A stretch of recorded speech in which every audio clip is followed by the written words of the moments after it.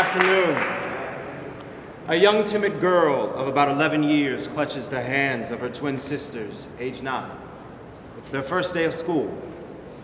The girls brace themselves as they walk into the elementary school of about 700 students.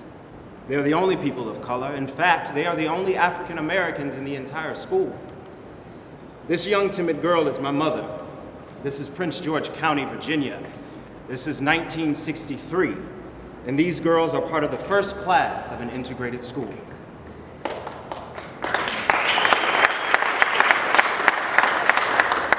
Growing up in the rural South, life was anything but simple for these girls.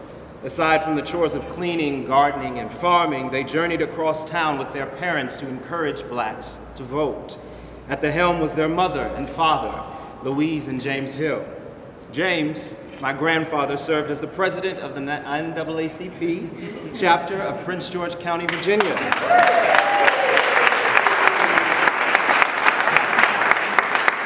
His loving wife served alongside. Both were members of the Democratic National Committee, as well as the Prince George Assembly. Voting rights was paramount.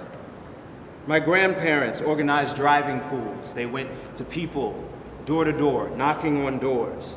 They understood, much like Bob Moses, the importance of exercising the right to vote.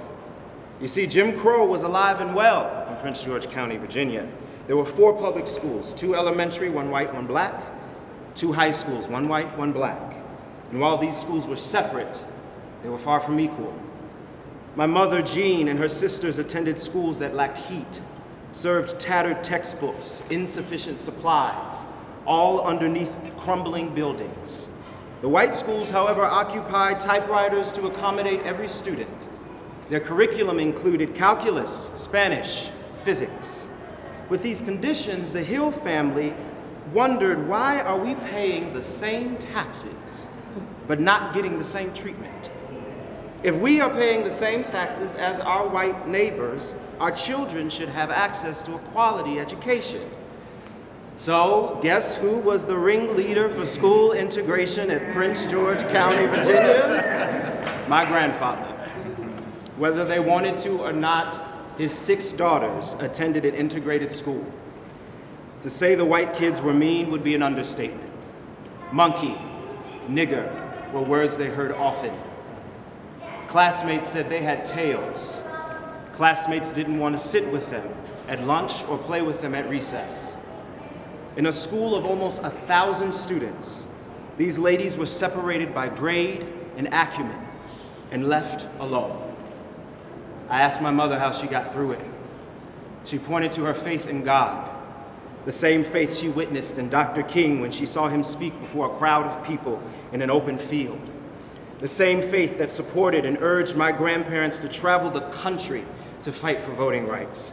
The same faith that bolstered our civil rights leaders during a tumultuous and life-threatening time. And here we are today, bequeathed with a right many bled and died for. A right we can no longer take for granted, the right to vote.